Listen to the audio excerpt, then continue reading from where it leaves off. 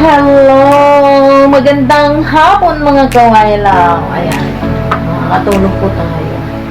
Kasi, may nakita kong bumangon sa aking alaga. Wala na doon. Sinilip ko, ayun, nakahubo na. Nandun na siya sa bahay.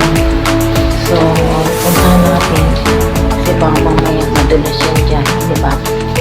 Kasalanan na. Alaga, nangyayari.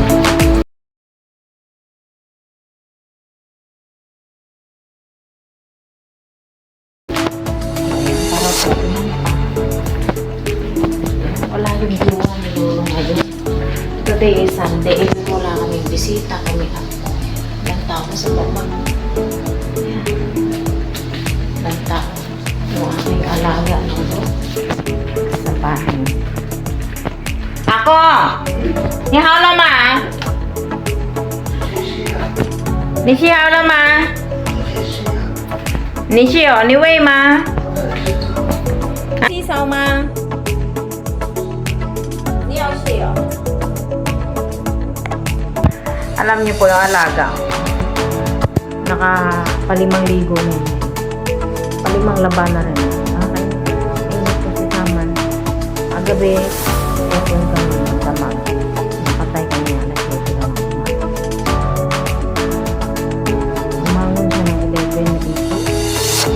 Ewan ko kanina mga alauna asis madaling araw. Kasi tanggap lang ang tulog ko. Pero siyempre, medyo sahig ng banyo basa. So, inisip ko baka naligo siya ng madaling araw. Nakakapagod. Kasi pag di mo naman binigay ang gusto, magagalit. So, ayan, hintayin natin, tutukin natin, paliguan ko na. Mamamaya matapain yan ang madulas kasalanan pa natin.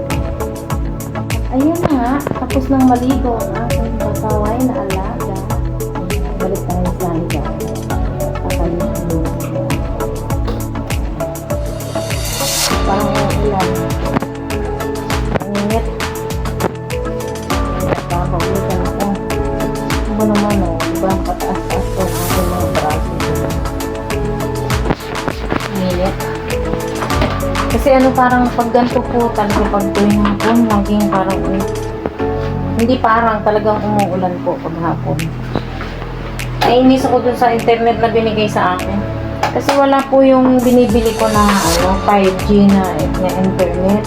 Yun. Wala po ang binigay sa akin, 499. Yung 499, hirap makakonek. Nakakainis. Hindi siya makakonek sa isang phone ko. So, ayan na nga.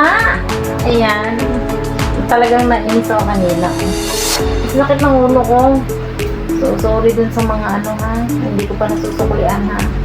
Pero ngayon hindi ako nag-ano. So, mag-live kaya ngayon.